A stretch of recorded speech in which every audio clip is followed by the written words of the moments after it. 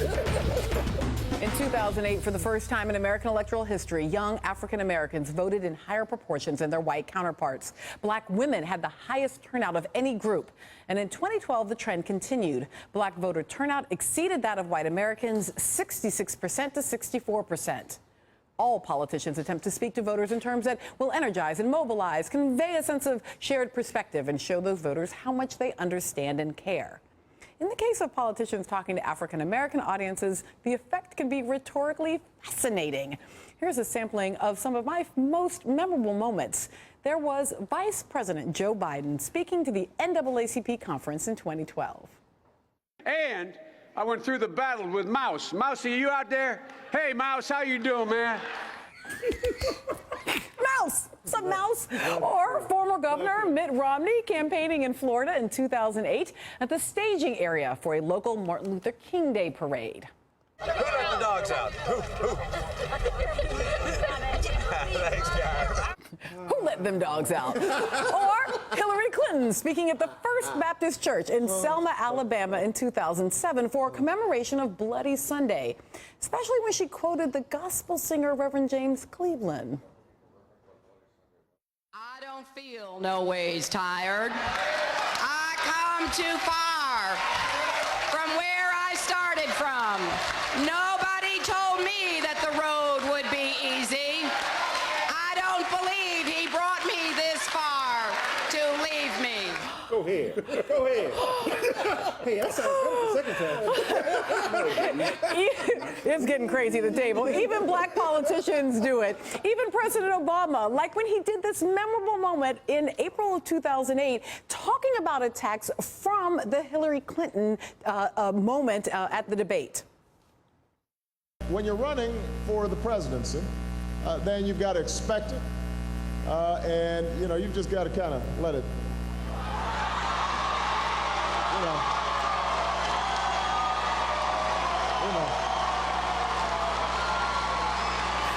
That's what you got to do. Do y'all remember that, right? A candidate for the presidency, right? So, for your viewers who I can't even get through it. For the viewers who don't know, that was Mr. Obama channeling his inner Jay-Z. And some of those instances are code switching. And of course, some of them are more authentic than others. But there's another way to try to connect with black audiences. Talk in your regular old white man voice from Kentucky, but talk about policies that you believe will resonate with African Americans. Senator Rand Paul visited the National Urban League Conference this week to tout his efforts to lessen the burden of incarceration, especially on men of color. He did not try to imitate African American vernacular English, but he did want the audience to know that he knows their stories. Rand Paul. But we must realize that race still plays a role in the enforcement of the law. Just ask Ralik, Daquan, and Juan Taj. They were just standing on a street corner up in the Northeast when a policeman arrived on the scene and told them to move on or be arrested. What was their crime? Some have written and said, well, maybe their crime was waiting while being black. With me is MSNBC political analyst Michael Eric Dyson. Sure. Elon James White. This week, we are in so much trouble. This week in Blackness, Paul Freimer, he's playing the normal guy at the table. Associate professor in the Department of Politics at Princeton University, and Brittany Cooper, assistant professor at Rutgers. So let me back up here, because we wanted to have a little bit of fun with all the candidates, Democrats and Republican, black and white, sort of performing blackness. But in the case of Rand Paul, he wasn't performing a code switching, but he was doing something interesting as a libertarian Republican, talking to the NAACP about a substantive policy issue. What do you make of that? No, that's right. I mean, I think it's awkward and it's cringeworthy. At the same time, it's remarkable for how rare it is. Most candidates just don't talk about race at all.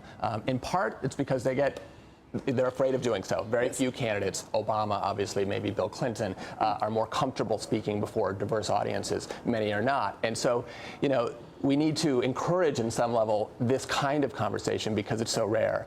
The fact that Rand Paul talked about criminalization, sentencing, surveillance, these are topics, again, that not just Republicans won't talk about, but Democrats won't talk about.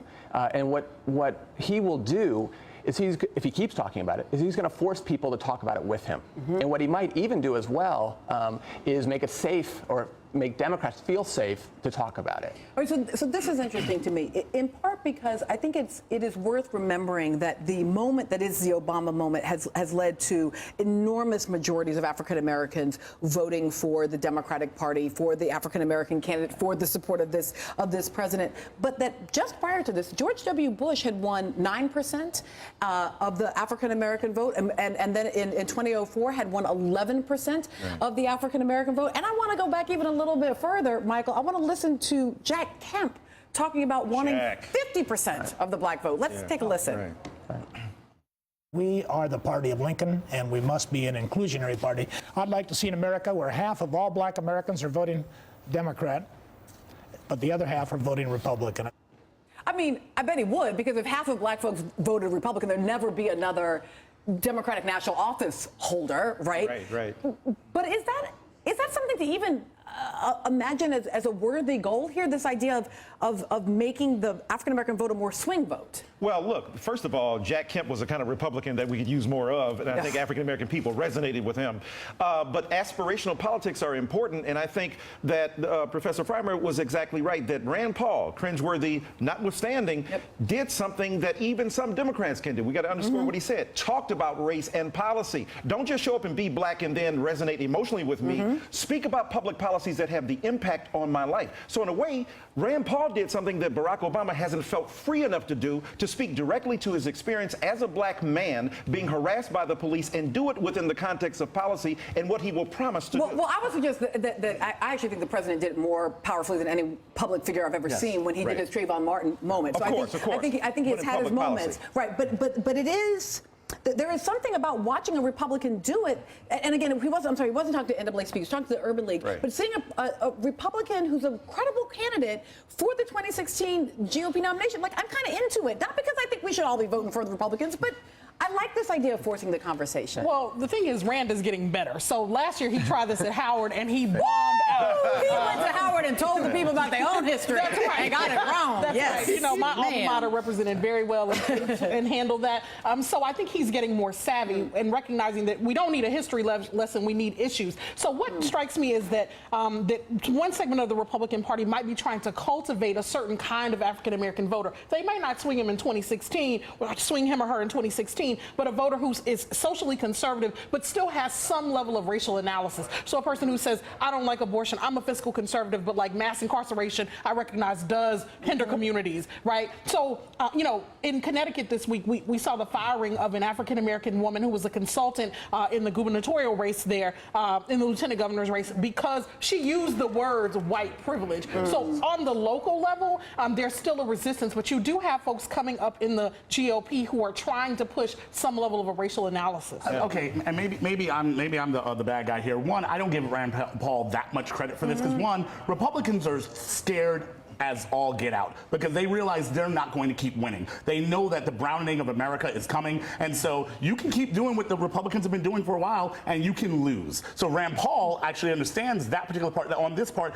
libertarians have been better than conservatives in general. But this, what he's doing right now, one, he's learning, as Dr. Cooper said, that how to speak to people, and at the same time, he knows that the writing is on the wall. They can keep trying this. If they don't speak to us, eventually, at this point, we've seen we're specifically black women were the reason why people have won. So you can keep not talking to us and fail, or you can learn about our issues, and then maybe we can have a conversation. Or you can become a Tea Party. But look, here's another alternative. You can become a Tea Party and get more deeply entrenched, and they've had some marginal success. So the point is, I give him credit because at least having seen the hieroglyphics of race inscribed on the wall, he's responding in an attempt to be more progressive and to address the public policy consequences. That's what I meant. I know Obama's been brilliant about addressing it. I meant in terms of public policy. So when we come back, we'll talk more about this learning curve on which Rand Paul is moving and what we think of it when we come back.